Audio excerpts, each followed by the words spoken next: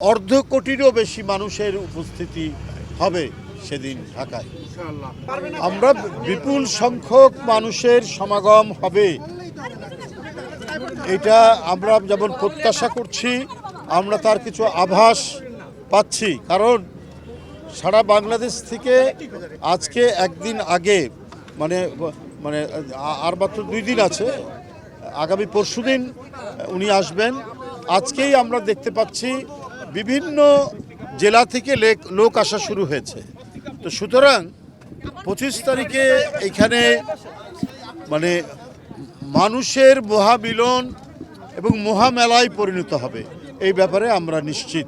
আমরা এখন শুধুমাত্র উনি নেমে একেবারে এই মঞ্চে এসে এখানে এই জনসমাগম, এটা কিন্তু সমাবেশ না, এই যে জনসমাগম হবে তাদের সামনে শুভেচ্ছা দিয়ে উনি তার মা দেশনেত্রী বেগম খালেদা জিয়া, যিনি দীর্ঘদিন নিপীড়ন নির্যাতন সহ্য করেছেন, আজকে চিকিৎসাধীন অবস্থায়, তাকে দেখে তারপরে তিনি বাসায় যাবেন।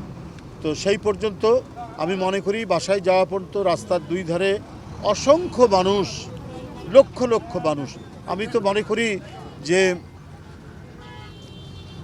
অর্ধ কোটিরও বেশি মানুষের উপস্থিতি হবে সেদিন ঢাকায়। আমাদের অন্যান্য যে প্রস্তুতি সেগুলো সম্পন্ন হওয়ার পথে, চূড়ান্ত হওয়ার পথে। আমরা যে সমস্ত ডিপার্টমেন্টকে বলেছিলাম, আমরা চিঠি দিয়েছিলাম, বিশেষ করে স্টেজ এবং ভারপ্রাপ্ত চেয়ারম্যানের নিরাপত্তা, কারণ উনি 17 বছর পর আসছেন, জাতীয়তাবাদী শক্তির একজন প্রতীক, তাকে নানাভাবেই তাকে যে সতর্কতা এবং তার যে নিরাপত্তা, সেটা বিধান করার দায়িত্ব প্রথমত সরকারের, তারপর দল সে বিষয়ে পদক্ষেপ গ্রহণ করছেন, একটার পর একটা তারা সেই প্রস্তুতি নিচ্ছেন।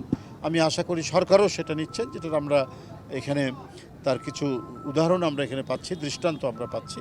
তো সব মিলিয়েই আগামী পরশুদিনের বিএনপির ভারপ্রাপ্ত চেয়ারম্যান জনাব তারেক রহমানের স্বদেশ প্রত্যাবর্তন শান্তিপূর্ণ এবং জনতার অসংখ্য জনতার শুভেচ্ছায় সিক্ত হবেন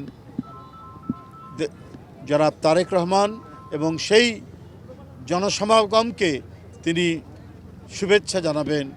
অনেক দিন পর তিনি ফিরে আসছেন, তাদেরকে অভিবাদন জানাবেন। ধন্যবাদ।